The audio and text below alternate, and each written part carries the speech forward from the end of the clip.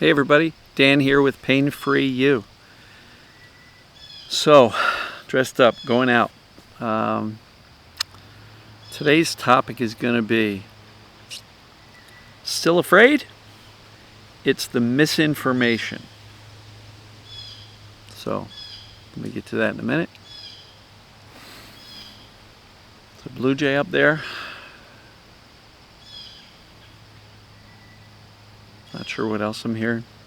Heard a screech owl the other day. That's kind of a neat sound. So, one of the biggest challenges that I find people have is overcoming their fear. And what I tend to believe is that most of the fear comes from what I term misinformation. Meaning, the belief that something else other than TMS is causing the pain. Or the belief that, yeah, I know it's this perceived danger pain stuff. I know it's TMS. I know my mind is creating it. But I'm afraid of my brain. That's misinformation too. I'm afraid I won't be able to do it. That's also misinformation. Those are assumptions that are being made that you need to be afraid of your brain. You don't. Your brain doesn't know how to work against you. Its primary focus is safety and survival. It's our job to give it good information so it can make good decisions, right? And we do have conscious control over that. But what are the other reasons to be afraid? I'm afraid of the pain or the symptoms themselves. They're pretty intense. They scare me. Okay. But if you knew it was temporary, because you knew it was created by a brain that was perceiving danger, and you knew that by overcoming the fear with accurate information that the symptoms can calm down and eventually go away, would you be as afraid of the symptoms themselves? I don't believe so. Right? I've seen it plenty of times with coaching clients. The more they understand what's causing the symptoms, the more they recognize that thing is what's creating my symptoms and pains, generally they're able to respond even to colorful days with less fear than previously. So if you're still afraid, it's likely that you're operating on misinformation. Because bad information, doubt is another piece of bad information. I think it's mind-body, but it might be something else. That's doubt. What do you think happens when the symptoms get colorful? Your brain goes, there must be something really wrong.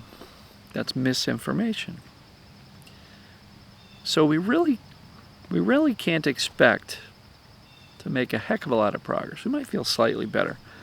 But if we really want to make it across the finish line, we're going to have to squash that misinformation once and for all. That's what I'm trying to do here with these videos all the time. Repeating the same concepts over and over, hopefully allowing it to sink in a little bit deeper for you. But the concept's pretty simple. Perceived danger is a problem, safety is a solution. Let's drill that home. Let's make sure we understand that. High symptoms is likely high fear, high perceived danger. Now, for the people who go, but I'm not afraid. I'm just pissed off. Why are you pissed off? Because I don't like it. It's a form of fear, right? And some people truly say, but I know it's mind-body. I'm truly not afraid, but yet it persists. Oftentimes the perceived danger is subconscious, meaning you're not consciously aware of it. I can't tell you how many times I've had people say, you know what, I was feeling pretty good, I was doing something fun, whatever, and out of the blue, symptoms showed up. I have no idea why it came. And sometimes that really creates more fear because they feel like they need to figure out why the pain came on. There's one answer to that. The brain's perceiving danger, consciously or subconsciously. If you can't consciously connect the dots between an increase in symptoms and something in your life, your experience, your emotions, your thoughts, that perhaps increase the fear level, if you can't connect those dots, you don't need to. Because even if you could say, oh, I think that's the cause. Sorry. So even if you say that's the cause, what do you do with that information? You still got to convince your brain that you're safe. Mentally, emotionally, physically. There's nothing wrong with you. That's the key concept. The core belief is there's nothing wrong with you. You're good. Right? And the symptoms are just false alarms. The warning sirens are sirening. They're screaming, you know. But typically, if there's a false alarm, let's say you've got a home security system and the alarm goes off and police show up and there's nobody there. False alarm. Misinformation. Maybe it was a raccoon that ran underneath the motion sensor, or a deer, or something else that triggered a motion sensor that triggered the alarm. Right? Misinformation is usually why the warning signals are going off. Now, what if there's a real problem? Well, if it's an injury, you will be able to connect the dots pretty quickly between I fell down the steps, got hit by a bus, whatever it may be, I have a lot of pain, real injury, go to the hospital, right? Makes sense. Anything else that feels, I'll say, life-threatening. I can't breathe. I have chest pain, sharp chest pain. I have stroke signs, which is you can only smile with half of your face. Life-threatening stuff. Rule out significant stuff like that. Rule out fractures, which are injury-related. Rule out the life-threatening stuff. Then you rule in this thing called mind-body. Perceived danger. There are 2 assessments on my Getting Started page, painfreeyou.com/start. Do them if you're in doubt, because doubt is a huge piece of misinformation. So if you're still afraid of your symptoms, you're operating on misinformation. Correcting that misinformation will help you reduce the fear, which will help you reduce the symptoms. And when you recover from fear, guess what happens to symptoms? Poof, they're gone. So, are you still afraid?